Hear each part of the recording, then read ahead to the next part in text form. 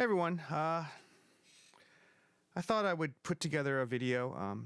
Trying to figure out my video setup here, so forgive me if it's not super high production value, but I've been on the board for a long time with all of you in the quantum sort of mega thread, and people have been asking some questions, and now that I have the quantum and I finally fixed my audio system, I'm in a position to hopefully contribute a little bit back to that discussion and answer some of those questions.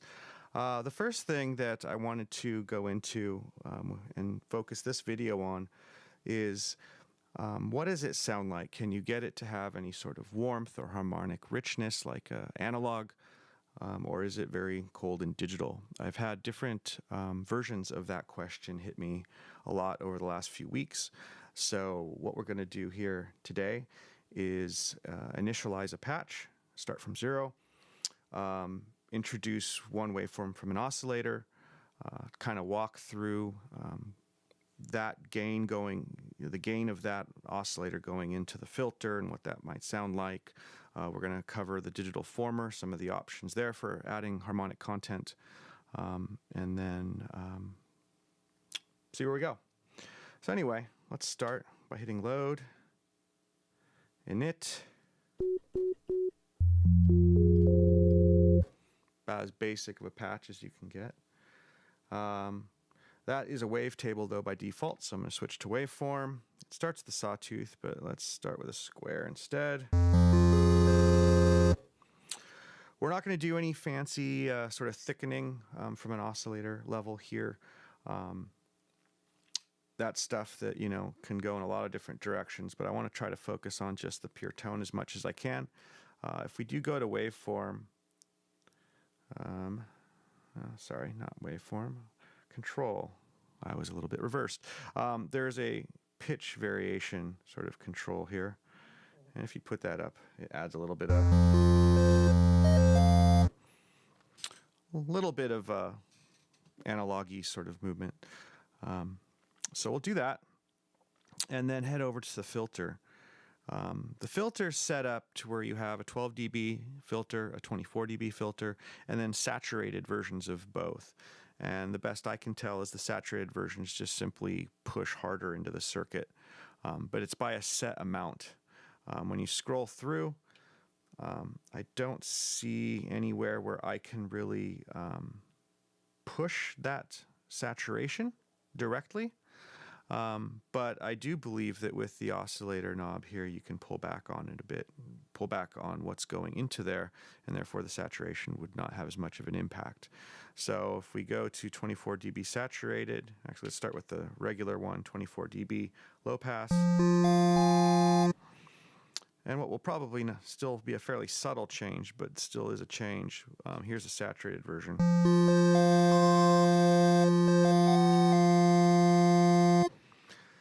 That's probably the one place where you're going to be pushing an analog signal into, or a signal in general, into an analog circuit and get a saturation that would be like an analog.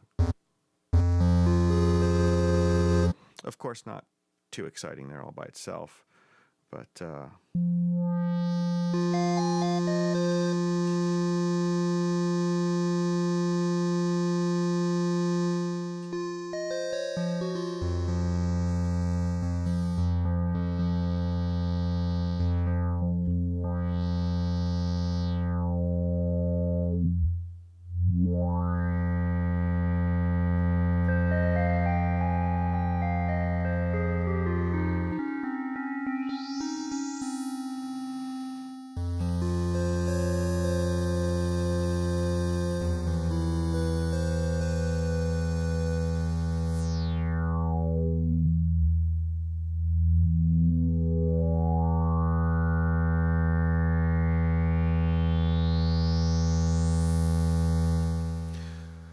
speaking about the filter, there's been a lot of discussion about whether the filter is vibey enough.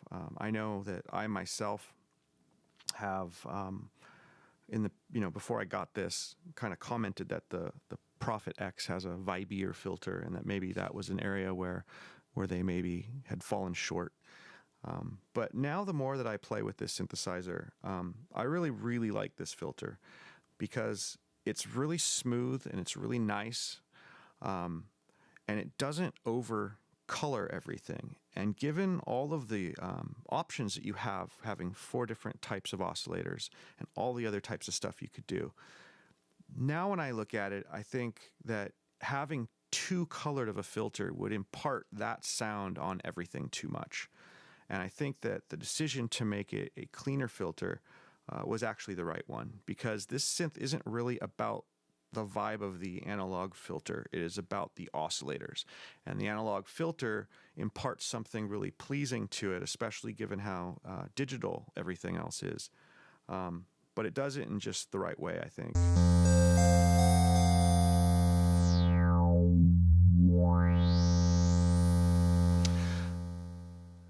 So now that we've just gone into the filter, a little bit of saturation, given it a little bit of warmth, there are definitely other tricks that the Quantum has up its sleeve. The next and most obvious place to look is in the digital former section. The digital former, mostly full of just a huge suite of different filter options, from the Largo, the Nave, the PPG, in 12 and 24 dB. Some of them have high pass and other types of filter settings. The comb filters that Waldorf is famous for. All that stuff is fantastic in here, but there's 2 other areas that we're going to focus on today. Maybe the least interesting of the 2 is one. It's just called gain.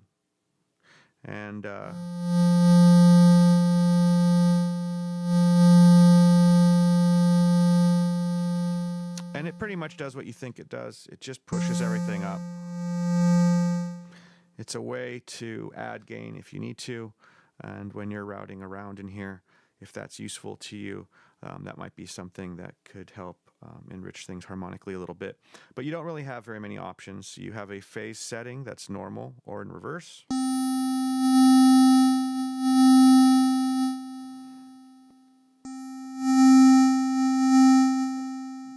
But that's about all you're going to do with it. Where things get a little bit more interesting, though, is with the first option actually on the list, and that's called drive. And drive has a number of different models: PNP, tube, pickup, diode, and crunch.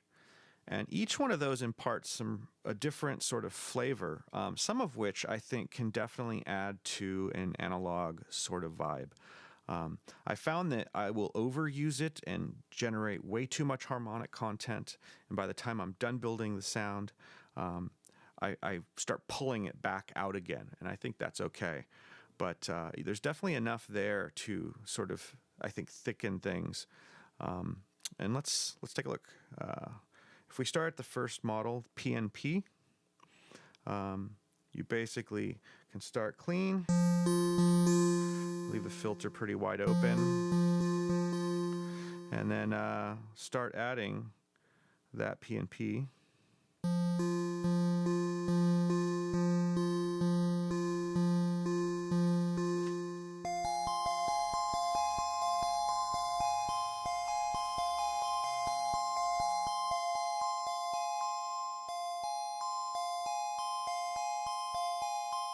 None.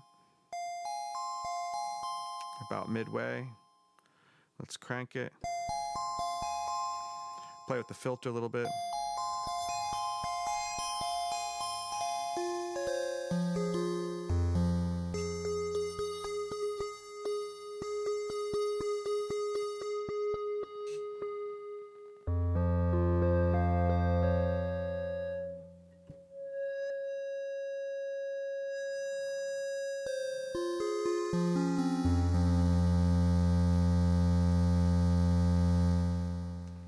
Pretty nice. Let's try the next one. We switch to tube. Let's start again without any effect.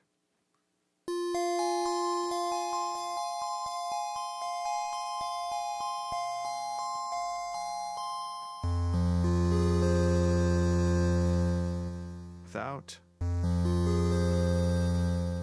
Driven all the way.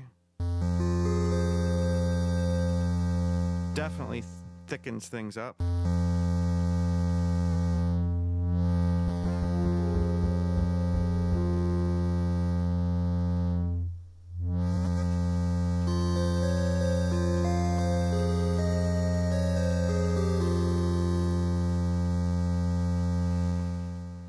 You'll notice that we'll pop through some really kind of interesting harmonic stuff with the filter. Because of the way this is driving the signal, you sometimes get some interesting, weird harmonic spots that can be cool or not so cool depending on your settings.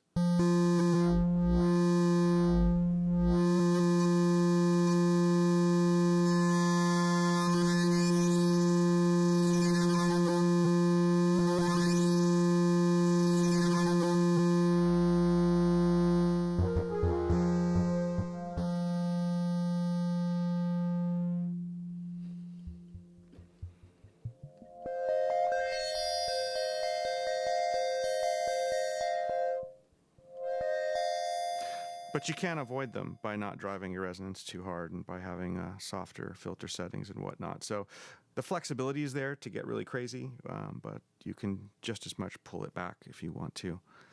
The next model is pickup, and this one's kind of interesting.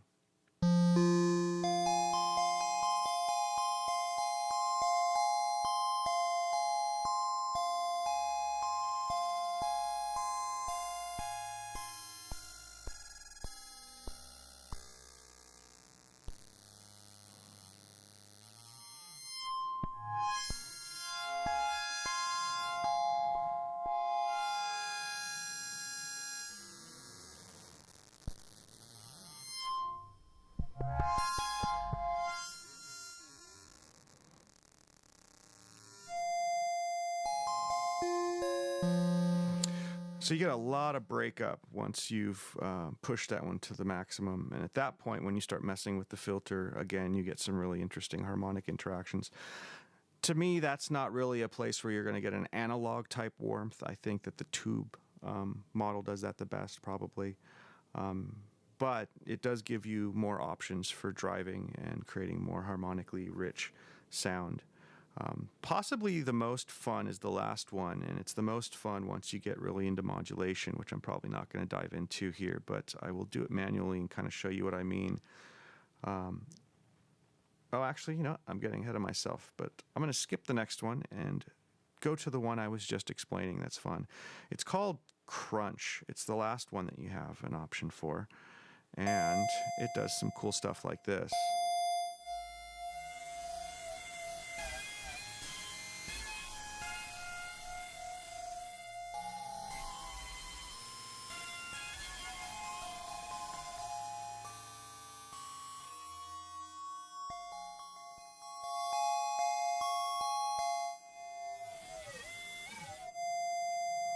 As you can imagine, automating that kind of stuff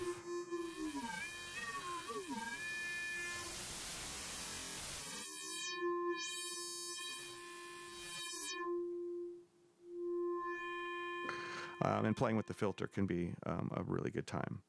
The one that I skipped, I'm going to go back one now. It was Diode.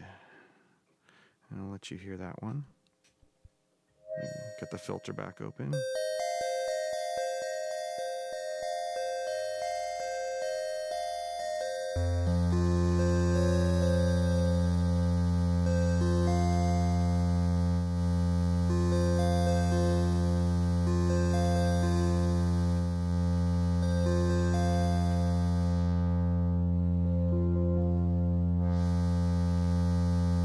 Very subtle. That one could probably be used for a little bit of warming as well. So that's definitely an interesting part of the toolkit. One last thing I wanted to show you is that you have one more option to make use of these digital former effects, since it's definitely the most potent area where you can do different types of driving a signal. If you decide instead to use the digital former for doing something like running a comb filter or something,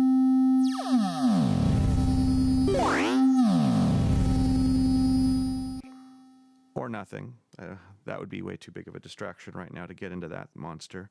But if you wanted to use the digital former for something, but you still wanted to be able to get the same types of driving effects, one thing that's really nice is that that same area that we just covered is also available as an effect slot. So if you go to Effect 1, and you can choose here, Drive. And it is exactly the same thing that's in the digital former. You have the amount, you have the gain. You can select through your different types what you want to do. Let's pick that crunch one.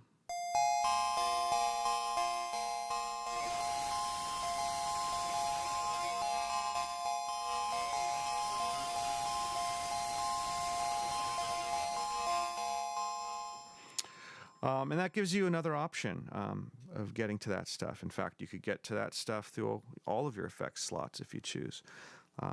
Also, given the fact that the effects are in a different part of the signal path, you can get probably some different types of tonality out of it, depending on how you have things going.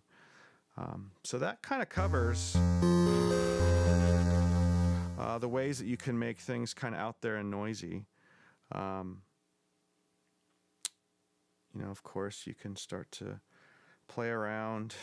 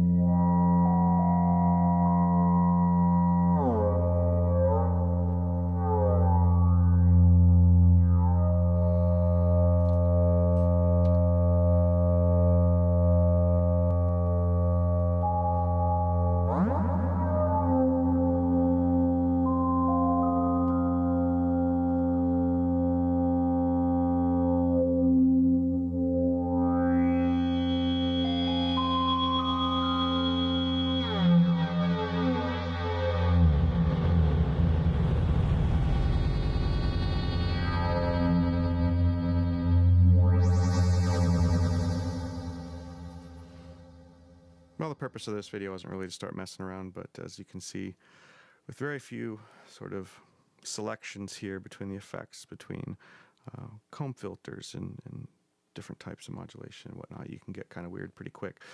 I will do some more videos and probably try to dig into the creation of sounds more, but that one kind of takes you through the different places where you can do sort of gain or drive. So hopefully that answered some of your questions. Talk to you soon. Take care.